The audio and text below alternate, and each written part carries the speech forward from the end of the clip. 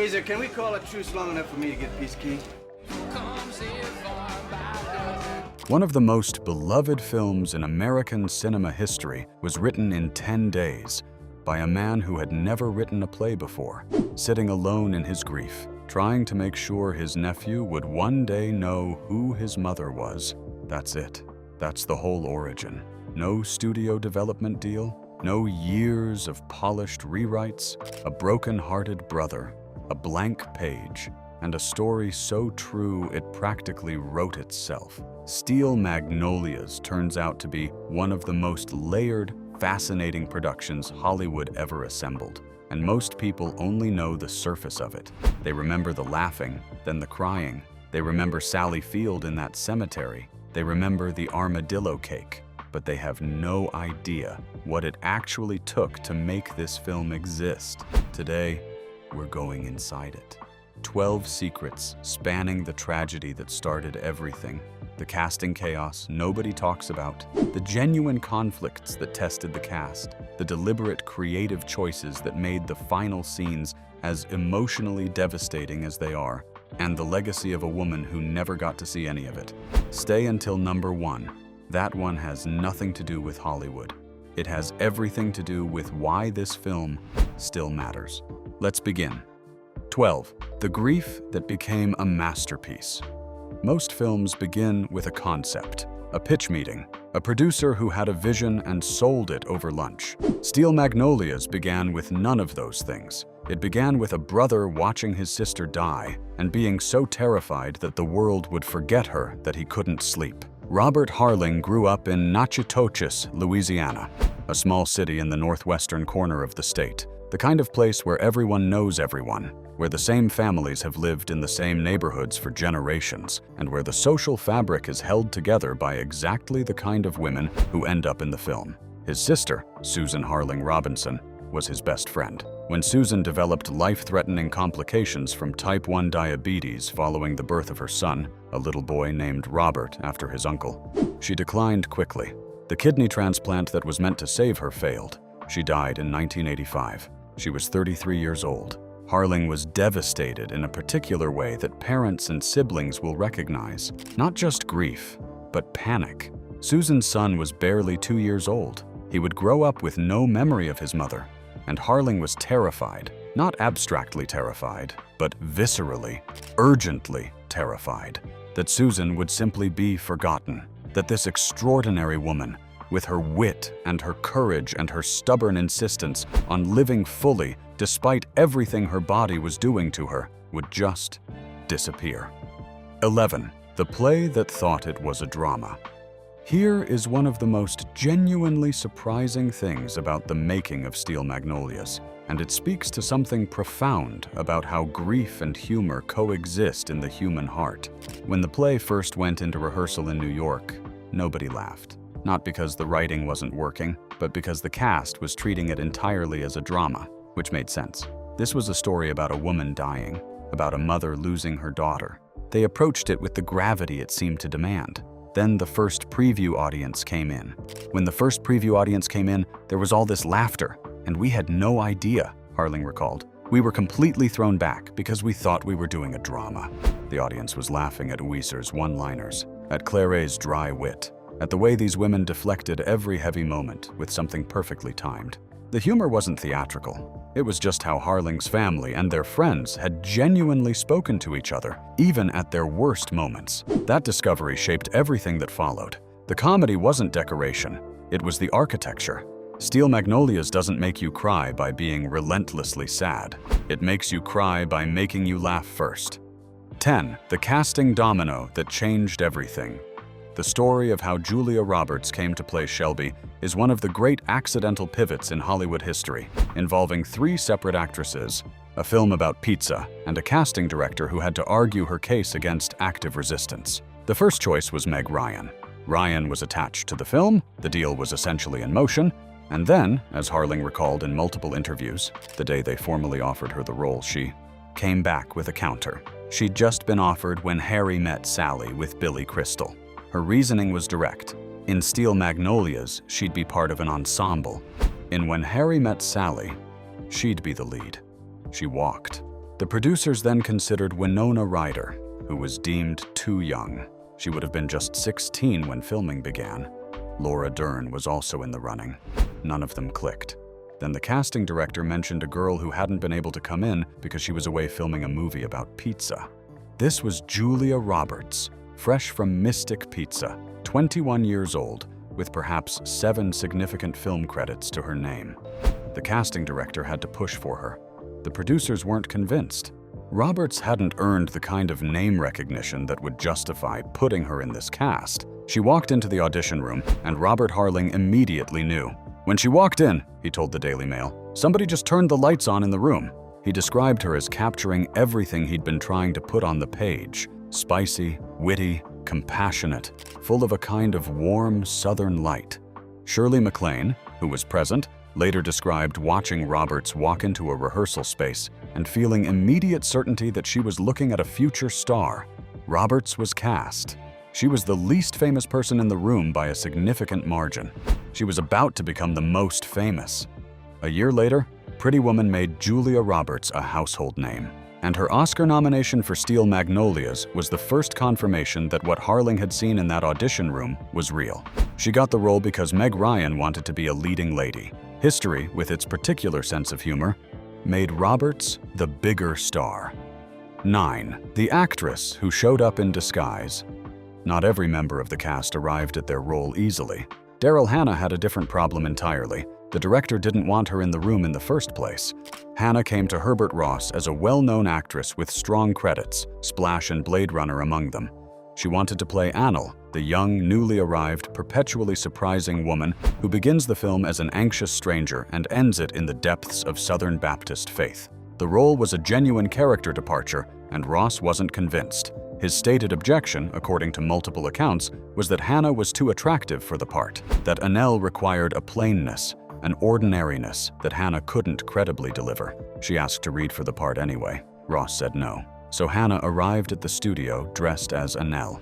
She had transformed herself so completely, hair, makeup, clothing, manner, that the security staff at the studio refused to let her in. They didn't recognize her. She had to convince them that she was, in fact, the actress who had been turned down for the role she was now trying to audition for, while dressed as the character she hadn't been allowed to audition for. She got in. She read. She got the part. There is something deeply fitting about the fact that an actress who was told she wasn't right for the role had to physically become the character to prove that she was. That instinct, to trust your own read on who a character is more than you trust a director's first impression, is exactly the kind of creative confidence the film is ultimately about. Annel is, among other things, a character who keeps redefining herself in the face of other people's expectations. Hannah knew exactly who Annel was. She just had to get past the lobby first. If this kind of inside story is what you're looking for, the real drama behind the scenes, the casting choices that almost didn't happen, the human moments that built cultural landmarks, subscribe. There's much more to come.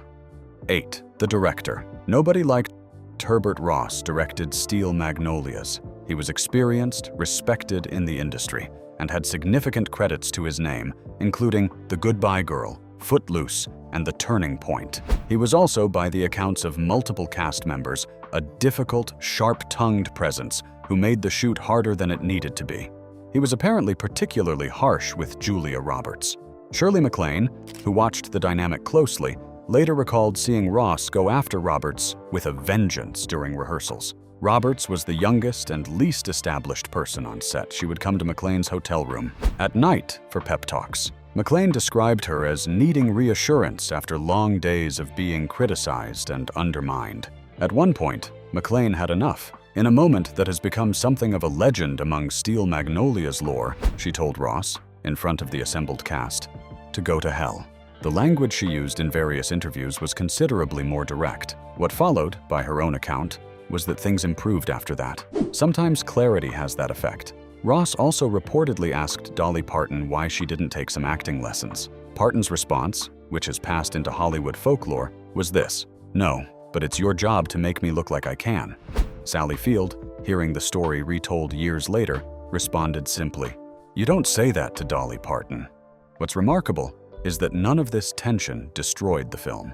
If anything, the way the cast closed ranks, particularly around the younger Roberts, who was absorbing the worst of it, seems to have deepened the real-world bonds that gave the ensemble its on-screen warmth. MacLaine later said of the filming experience, "We really did make fast friends, all of us, and have been ever since." The director who made their working lives difficult inadvertently gave them something to unite against. In film, as in life, shared adversity has a way of accelerating intimacy. 7. Bette Davis's audition. Nobody asked for long before the film went into production. Steel Magnolias was a sensation on the New York stage, and that success attracted some extraordinary attention, including a phone call that Robert Harling initially assumed was a prank. Bette Davis called Harling's office. She was not calling to compliment the play. She was calling to pitch herself. Davis, by then in her late 70s and facing the twilight of one of the most formidable careers in Hollywood history, invited Harling to tea at her Manhattan hotel. When he arrived, she made her case with characteristic directness. She wanted to play Weezer. She believed Elizabeth Taylor should play Malin. She suggested Katharine Hepburn for Clary. Harling sat there drinking tea while Bette Davis assembled her dream cast for a film that didn't yet exist. She was not shy about how seriously she intended this to be taken. When it became clear that other plans were being made, Davis departed with a message for the production. "You may give the role of Weezer to someone else, but you and they will hear from Bette Davis." The role eventually went to Shirley MacLaine. MacLaine, for her part, had received the script from director Ross, who told her she could have any part except Malin and Shelby. Her response was characteristically sharp. "So I read it and I said, I want to play the really bitchy one." She later described it as rehearsing for her old age, exploring whether she could say what she negatively felt and still be funny. It turned out she absolutely could. But somewhere in the historical record, there is the ghost of a different film, one imagined by a Hollywood legend over tea, with a cast assembled from another era, in a hotel room in New York. Bette Davis never got her version, but the one we got wasn't bad. 6. The real doctors, the real nurse, and the real mother. This is the entry that changes how you watch the final act of the film. Director Herbert Ross made a creative decision during pre-production that was either a mark of genuine artistic courage or, depending on how you look at it, something almost reckless in its emotional demand. He hired the real doctors and nurses who had treated Susan Harling Robinson during her final days to portray the medical staff who care for Shelby in the film. These were not actors. They were the actual medical professionals who had been present at the bedside of the real woman whose story the film was telling. They knew what the machines looked like. They knew what the room felt like. They knew, in a way no actor could be asked to replicate, precisely what it meant to turn off that life support. Because the nurse who turns off Shelby's life support in the film is the same nurse who performed that act for Susan in real life. Think about that for a moment. This person was not playing a role. She was, in the most literal sense imaginable, doing again what she had done at the bedside of Robert Harling's sister, while Robert Harling's script played out around her. And then there is Harling's mother. Harling's mother was close to Julia Roberts by the time filming reached the hospital scenes. Roberts had spent time at the Harling family home during the shoot, had sat at their dinner table, had listened to Dolly Parton play guitar on their sofa. When the day came to film Shelby's death, a scene that recreated in specific detail the last hours of her daughter's life, Harling's mother insisted on being present on set. Harling told her he couldn't believe she'd put herself through it. Her response has stayed with him ever since. "No, I wanted to see Julia get up and walk away. She needed to see the actress rise from the bed. She needed to see that the scene ended differently this time. She sat there, and she watched it, and she waited until Julia Roberts stood up." If you ever wonder why that film hits the way it does, why it doesn't feel like a movie exactly, this is part of the answer. 5. Dolly Parton, a cashmere sweater, and 100-degree heat. The Christmas festival scene in Steel Magnolias, the one where the women of Natchitoches gather in their holiday best. Strings of lights reflecting off the river, the air thick with the particular mood of a southern December, was filmed in the middle of summer. It was over 100 degrees. The cast was wearing cashmere sweaters, fur-trimmed coats, ski parkas. The Christmas decorations were genuine. The Natchitoches Christmas Festival of Lights is a real annual event, one that Susan Harling loved and never missed, and the production had incorporated actual festival infrastructure into the shoot. The lights were real. The cold was not. Everyone suffered. Everyone complained. Everyone, that is, except Dolly Parton. Shirley MacLaine described it in a Garden and Gun interview, with a combination of admiration and pure bewilderment. Parton was dressed in a waist cincher barely 16 inches around, heels somewhere in the region of 2 feet high, and a wig that MacLaine estimated at 23 pounds. In 100 degrees of Louisiana summer, she didn't sweat, she didn't complain, she didn't once suggest that any of this was unusual or uncomfortable. Julia Roberts reportedly asked her directly, "Dolly, we're dying and you never say a word. Why don't you let loose?" Parton's answer, as Harling recounted it, was serene and simple. "When I was young and had nothing, I wanted to be rich and famous, and now I am. So I'm not going to complain about anything." That line stopped people cold. It wasn't performed. It wasn't a quip. It was Dolly Parton's actual philosophy, delivered on a film set in the summer heat, in a wig that weighed as much as a toddler. The character Truvy says in the film that, "Laughter through tears is my favorite emotion." On that Louisiana set, in that impossible heat, Dolly Parton was quietly demonstrating what joy through gratitude looks like in practice. 4. The town that became the film. When producer Ray Stark acquired the film rights to Steel Magnolias, Robert Harling made one request that was non-negotiable for him. Film it in Natchitoches, not a Louisiana-adjacent location, not a production-designed approximation of a small southern town, the actual place, his hometown, the place where Susan had lived, and the people she had known, and the buildings she had walked past, and the river she had watched lit up with Christmas lights every December. Stark agreed. And what followed was a summer that the town of Natchitoches, Louisiana, has never quite forgotten. The family living in the residential home that became Malin's house relocated to an apartment during filming, so as not to disturb the production. The home, a landmark property built in the 1840s and known as the Cook-Taylor House, was transformed into the film's emotional center. In 2003, it was converted into a bed and breakfast, renamed, inevitably, the Steel Magnolia House, and it has been operating as such ever since. But the impact went far beyond one property. The film's presence in Natchitoches changed the town's relationship with its own identity. Before 1989, the Natchitoches Christmas Festival was a local tradition. After 1989, it became a pilgrimage destination. Visitors began arriving specifically because of the film. Tourism in the town, by multiple accounts, was fundamentally transformed. For the people who grew up there, who had known the real women the characters were based on, who had sat in the real beauty salons and attended the real churches used for filming, the experience of seeing their world rendered on a cinema screen was something difficult to describe. Harling captured it in his Garden and Gun essay. It was surreal to see Dolly, Shirley, Sally, and the rest of the cast in the homes, grocery stores, and churches where their real-life character inspirations led their daily lives. Sam Shepard, who came through town to play Dolly Parton's husband, described it simply as a singular experience, writing a play about your family in your hometown, then watching the film of that play being made in that very town, with that cast. He said there was nothing else quite like it. He was right. There isn't. 3. Nicole Kidman's first role was Shelby before the film existed, before Julia Roberts made the role famous. Before anyone outside of Louisiana and off-Broadway had heard of Steel Magnolias, the stage play had already launched the career of one of the biggest stars in cinema history, entirely without anyone realizing it at the time. In 1988, the first Australian production of the Steel Magnolias play opened at the York Theatre at Sydney's Seymour Centre. The role of Shelby, the young woman at the center of the story, the one based on Susan Harling Robinson, was given to a 20-year-old actress at the beginning of her career. Her name was Nicole Kidman.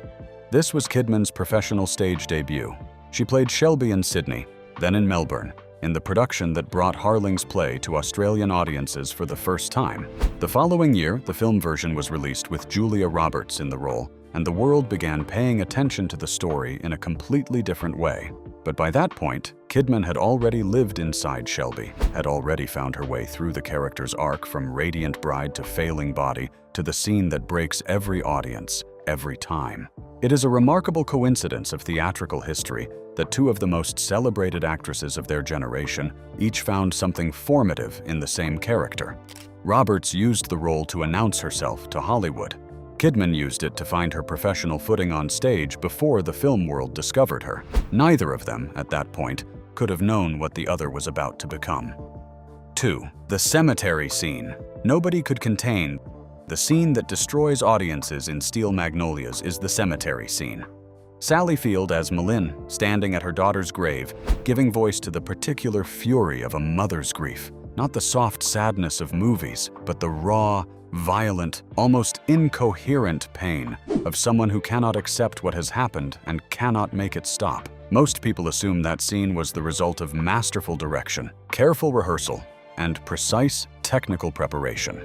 The truth is more complicated. According to Sally Field, that scene was not carefully controlled at all. Herbert Ross, for all his difficulties on set, made one decision about how to film the cemetery scene that may be the single most important directorial choice in the film. He kept the cameras rolling constantly and let Field go wherever the emotion took her. There was very little intervention. He positioned the cameras in ways that would capture multiple angles simultaneously. He kept the scene open-ended rather than storyboarded beat by beat. And he let Field find the grief herself in real time in front of her co-stars. What you see on screen is largely uninterrupted. The shaking, the rage, the collapse into something beyond sadness. That is an actress who has been given genuine space to fall apart within a frame. Field has spoken about the preparation she did to reach that state, the personal material she drew on, the way the weeks of filming and the weight of the true story accumulated into something she could no longer contain by the time they reached that scene. Shirley MacLaine, watching from across the frame, waiting for her cue to grab Ouiser and diffuse the moment with dark comedy, has said she was watching a real thing happen, that it was difficult to remain in performance mode while witnessing what Field was doing. The laugh that follows, when Clary grabs Ouiser and offers Malin something to hit, and the entire emotional climate of the scene cracks open into something between laughter and sobbing, is one of the most precisely calibrated emotional moments in the history of American film. And it came from a room of women who'd been sitting together in Louisiana heat for months, who genuinely liked each other, who had listened to the real story from the man who lived it, and who were by that point something closer to a real family than a cast. You cannot engineer that. You can only create the conditions for it. And on that day, in that cemetery, everything that had been building for months converged in a single sequence. 1. The nephew who saw the film and understood. This is the reason the film was made, and it is the reason it will never stop mattering. Robert Harling wrote Steel Magnolias because his nephew, Susan's son, a little boy not yet 2 years old when his mother died, was going to grow up without her. That was the thing Harling could not accept, that Susan would disappear, that this child would never know her voice, her laugh, the specific way she moved through the world, the courage she carried in a body that was failing her, the insistence on living fully even when the medical facts were against her. He wrote the play. It ran for years. It became a film. That film was seen by tens of millions of people across the world. Susan Harling Robinson, who died in 1985 at 33 years old in a small city in Louisiana, became a story that traveled to Sweden and South Africa, Japan and South Korea, and dozens of countries where people had never heard of Natchitoches. Harling's nephew grew up. He eventually watched the film, and he told his uncle something that stopped Harling cold. At school, people thought he was cool. Not because of anything he'd done, because his mother was played by Julia Roberts. He doesn't remember his mother, Harling said, recounting the conversation, but he does know as a teenager that his mother was so cool, it took the biggest star in the world to play her. Harling paused when he told that story, and then he said, "That hit me like a ton of bricks." The nephew for whom the story was written knows his mother through a film. He knows she was someone extraordinary because the world confirmed it back to him. He knows she was brave and funny and stubbornly, magnificently alive because a playwright needed him to know that and wrote it down in 10 days, and somehow the rest of the world agreed. Steel Magnolias is many things. It is a comedy about Southern women. It is a deeply felt study of female friendship. It is an extraordinary piece of ensemble filmmaking. It generated nearly $97 million at the worldwide box office. It launched Julia Roberts. It gave Dolly Parton one of her finest acting roles. It brought Natchitoches, Louisiana to the attention of the world. But underneath all of that, and truer than any of it, it is a letter from a brother to a nephew, written in the white heat of grief, about a woman who deserved to be remembered. She is remembered. That's what happened. 36 years later, and counting, Susan Harling Robinson is remembered, not just by her family, but by everyone who has ever sat in a darkened cinema and laughed through tears at something that was entirely, irreducibly true. 12 secrets, one story, and a man who sat down to write 10 pages for a little boy and ended up writing something the whole world needed. I want to know, what moment in this film has stayed with you the longest? Is it the laughing, the cemetery, the armadillo cake, something you've never quite been able to shake? Tell me in the comments. And if you want more stories like this, the real history behind the films that shaped who we are, subscribe. We'll be here.